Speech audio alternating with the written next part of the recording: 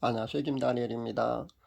요즘은 깨어있는 현명한 성도들이 꽤 많이 있는 것 같습니다. 매스미디어의 발달로 인한 성경의 다니엘이 지적한 대로 말세는 지식이 증가한다고 했는데 웬만한 신학 용어는 물론이고 신학교에서나 배울 수 있는 그런 신학적인 지식들이 평신도에서도 그렇게 종종 나오고 있는 것을 저는 봅니다. 지식과 정보의 홍수시대에 살고 있다는 것이 피부로 절실히 느껴집니다. 사랑하는 주님께 사랑합니다라는 그런 고백을 하는 성도들도 꽤 많이 있는 것 같습니다. 당연히 그래야 합니다. 우리는 사랑하는 주님께 수시로 사랑합니다는 고백을 그렇게 하셔야 합니다. 제가 그렇게 하라고 주문했을 때 본인은 벌써 예전부터 그렇게 하고 있노라는 그런 고백도 저는 종종 듣고 있거든요. 좋습니다. 사랑하는 주님께 우리는 사랑합니다라는 그런 고백을 수시로 할 수 있어야 합니다. 그런데 보통 예수님께만 사랑합니다라는 그런 고백을 하고 있는 것 같습니다. 전 제 안에 계신 성령님과 그리고 성부 하나님께도 사랑합니다라는 고백을 그렇게 수시로 합니다. 삼일체 하나님을 3세기 사벨리우스가 이해한 대로 양태론적으로 그렇게 이해를 하게 되면은 예수님께만 해도 삼일체 하나님이기 때문에 다 되는 것으로 그렇게 잘못 알고 있는데 실제 그렇게 이해를 하면은 안 된다는 것을 분명히 말씀드립니다.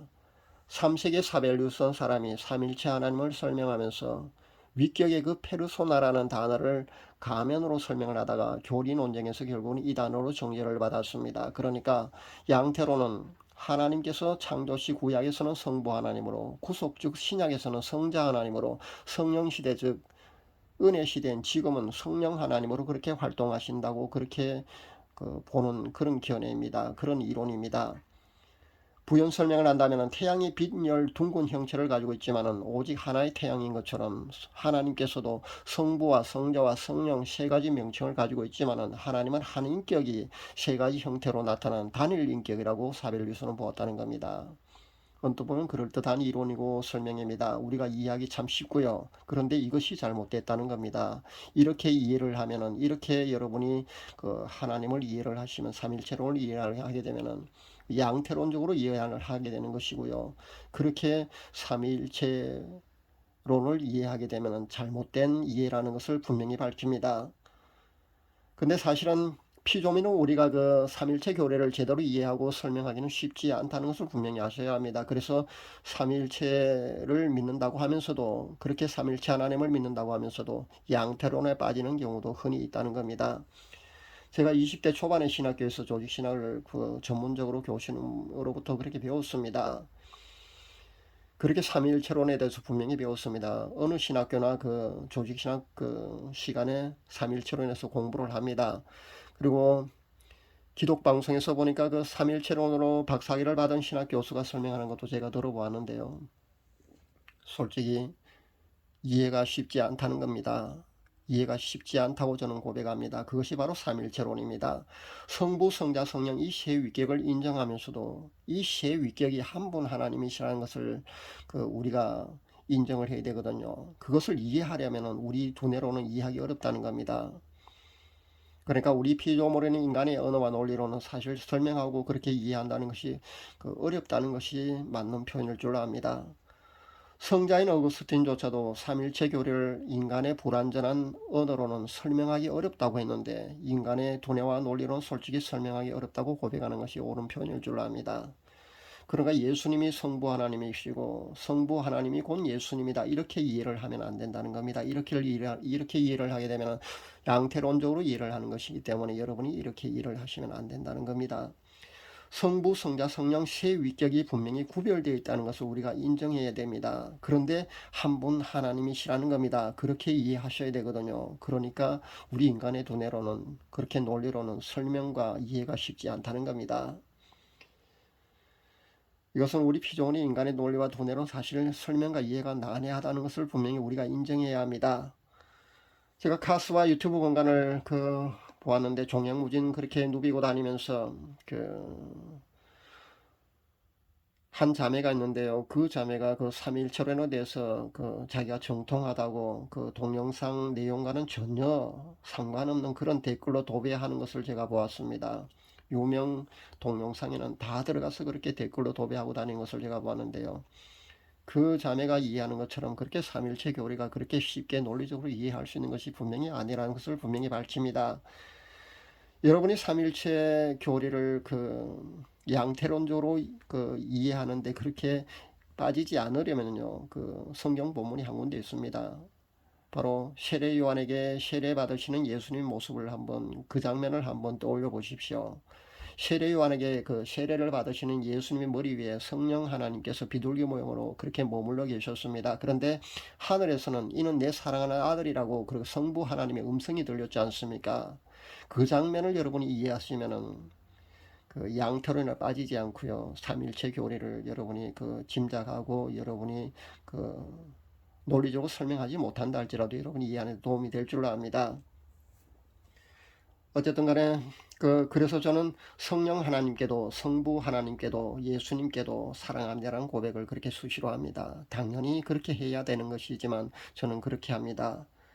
이런 고백을 여러분도 수시로 할 수 있어야 합니다. 그런 고백을 많이 할 수 있어야 합니다. 제가 이런 고백을 수시로 한참이나 그렇게 고백했을 때 일을 소개해 드리겠습니다. 꿈에 제 부친이 나타나셨습니다. 제 부친은 현재 100세입니다. 그런데 아직도 건강하게 생존해 계십니다. 그러더니 제 부친이 제 볼에다가 입을 맞추면서 사랑한다 하더라, 그렇게 말씀하시는 것이었습니다.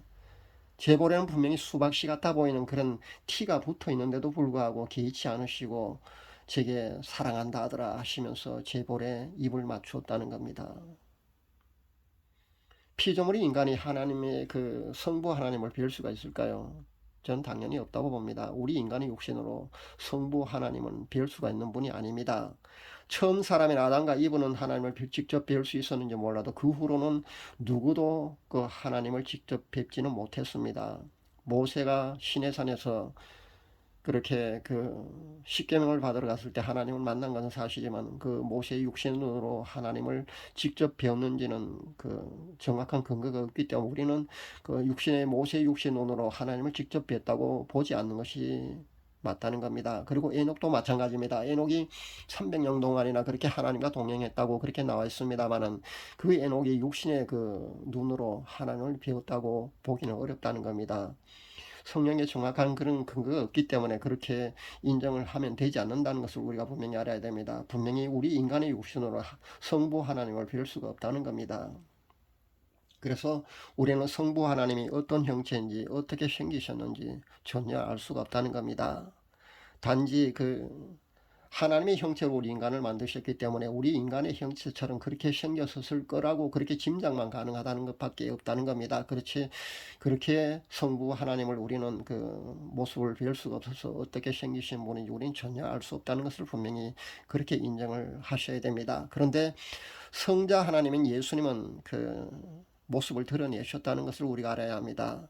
안날리 수녀가 찍은 흑백 카메라로 찍은 예수님 모습을 여러분 사진 아마 보셨을 줄 압니다. 제가 그 사진을 가지고 제 영분별 하는 그 영분별로 분명히 분별해서 제가 뵌 모습하고 그 사진하고 그렇게 영분별한 그런 내용을 동영상을 만들어서 제가 분명히 발표했습니다. 그런데 카톨릭 즉 천주교는 이단이지 않느냐, 이단에 소속된 수녀가 예수님을 뵀는데 그게 어떻게 예수님 모습이냐고 제게 항의하는 사람도 있었습니다.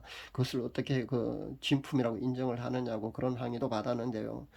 제 영분별이 믿기지 않으시면 믿지 않으셔도 좋습니다. 그러나 분명히 예수님의 모습이 맞다는 것을 저는 인정합니다. 그리고 여러분에게 자신있게 말씀드립니다. 제가 뵌 모습하고요. 그리고 흑백 카메라에 찍힌 안날리 수녀가 안날리 수녀가 찍은 흑백 카메라에 나타난 예수님 모습은 분명히 예수님 모습이 맞습니다. 나중에 휴거되어서 예수님을 한번 뵐 때 직접 한번 뵐 때 그때 확인하시면 될 줄 압니다. 분명히 예수님 모습이 맞다는 것을 다시 한번 말씀드립니다. 그러니까 성부 하나님은 우리 육신으로 그렇게 뵐 수 있는 분이 아니기 때문에 아마 제게 그렇게 육신의 아버지의 모습으로 그렇게 꿈에 나타나셔서 사랑한다 하더라, 그렇게 제게 제 사랑한다는 고백에 그렇게 응대를 해 주신 것이 아닌가, 저는 그렇게 생각해 봅니다. 원래 꿈이나 환상은 상징으로 보여지거든요. 그렇게 상징으로 보여지니까 그렇게 보여주셨다고 저는 그렇게 믿습니다. 그렇게 제가 뵐 때도 예수님을 뵐 때는 분명히 예수님 모습이 그렇게 보여주셨지만은 성부 하나님은 제게 이렇게 상징으로 육신의 아버지의 모습으로 보여주시면서 제가 사랑한다는 그 고백에 성부 하나님도 그렇게 응대해 주셨다고 저는 그렇게 믿습니다. 제가 큰 회심 후에 한 달에 10일을 철야했습니다. 그렇게 수년 동안 지금도 그렇게 이어오고 있습니다. 그렇게 한 달에 10일을 철야하면서 지냅니다. 그렇게 찬양과 기도에 몰두해 왔습니다. 물론 지금은 어느 정도 성화의 깊이에 조금 들어가 있기 때문에 예전에 한 3, 4년 정도는 정말 완전히 몰두해 있었거든요. 많이 그렇게 영적으로 희열도 아주 대단했습니다. 지금은 그런 영적인 희열이 예전에 비하면 조금 희미하게, 그러니까 다르게 그렇게 느낍니다만은 예전엔 분명히 영적인 희열이 너무나 컸어요.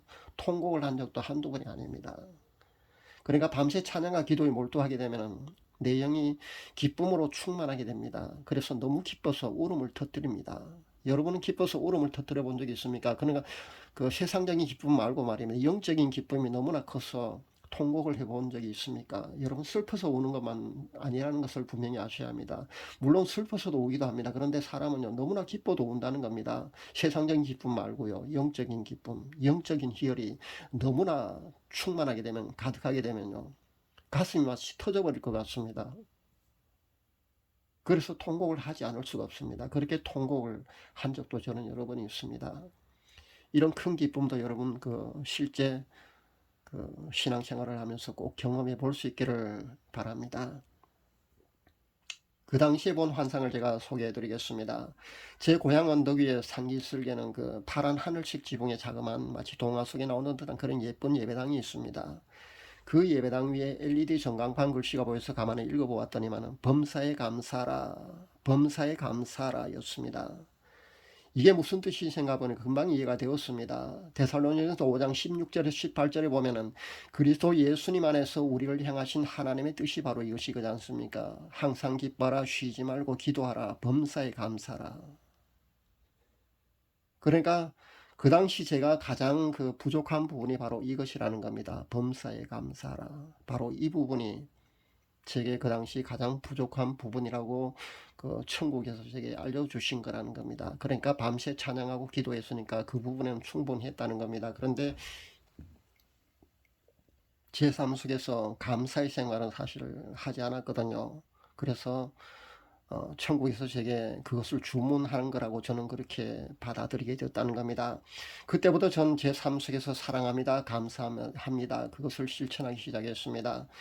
당연히 기도할 때는 반드시 성부, 성자, 성령 하나님께 저는 감사합니다, 사랑합니다를 수시로 그렇게 여러 번 고백합니다.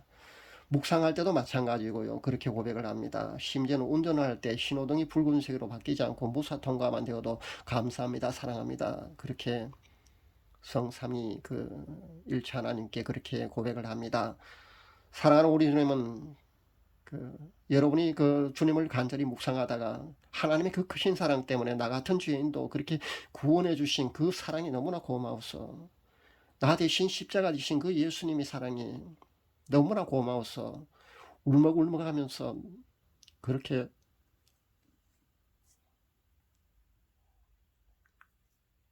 눈물을 흘리면서 사랑합니다 하고 여러분 한번 고백해 볼 수 있기를 바랍니다. 그러면 하나님이, 예수님이 얼마나 여러분의 사랑합니다 고백을 여러분 기뻐 받으실까요? 그걸 한번 생각해 볼 수 있기를 바랍니다.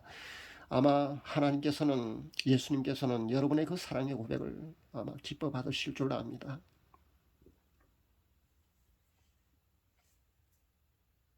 여러분도 이런 고백을 수시로 할 수 있기를 바랍니다. 사랑하는 하나님 아버지께, 그리고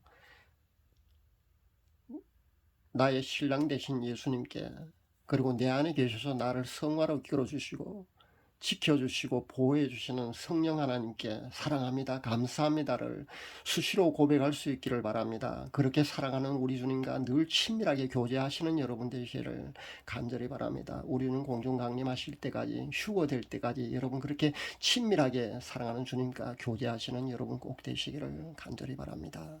감사합니다.